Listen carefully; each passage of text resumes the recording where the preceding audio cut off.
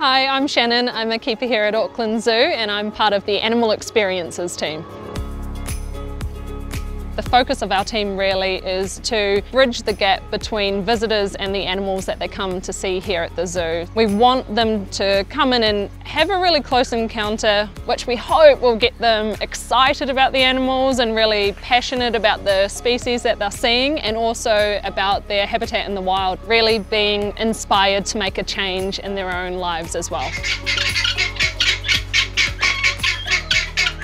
Today we were taking our guineafowl down to our African precinct for a bit of an early morning training session. Guineafowl, of course, they're a very, very flighty animal. They're very aware of everything around them and what could potentially be a threat. So a lot of what we're doing currently is getting them really confident in a brand new space to explore the area, to have a look around and to realise that there's nothing that they need to be nervous of down here. So eventually we can start bringing them out in the visitor hours so that people can see them up close and personal, and they're really happy to be there themselves as well. Come on.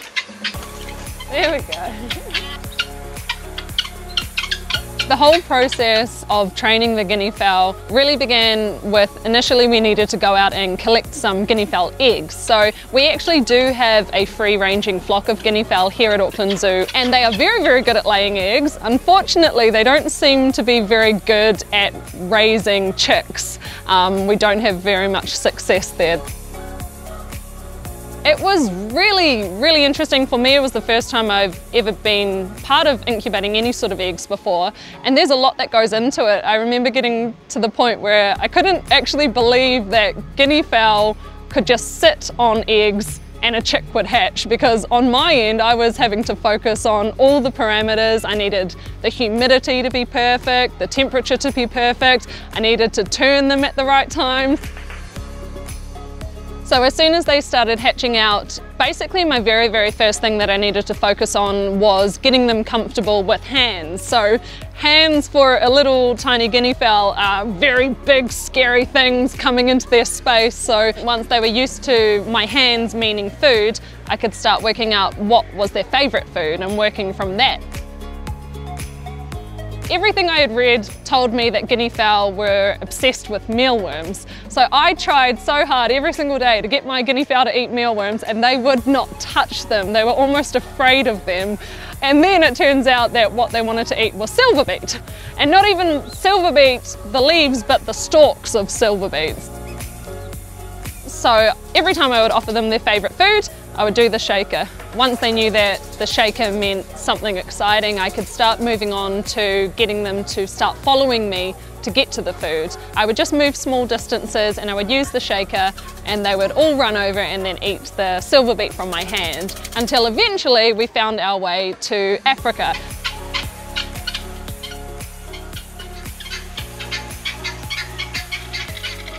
We like to train our animals with positive reinforcements. We ask the animals for a behaviour.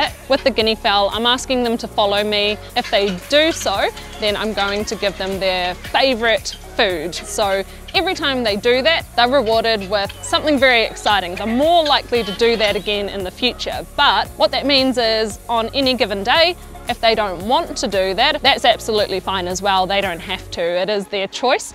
Come on. It keeps the whole thing a really, really positive experience for our animals. It's a relationship that we have with one another, so we're both choosing to be part of this training session. They've never seen their reflection before. I don't think they've ever seen glass before, so this is all new. You can see other guineafowl in there. You never quite know what each training session is going to turn out like. They are, of course, able to fly, so we have had a few times where they've gone for a little adventure over into our African precinct, which was fun, again, for them to explore. It does involve a lot of patience working with guineafowl more than anything. And every single step you make, it has to be a small one, and you have to be consistent. You have to train it every single day. Good. This is going really well today, actually. They seem a lot more relaxed coming out and exploring.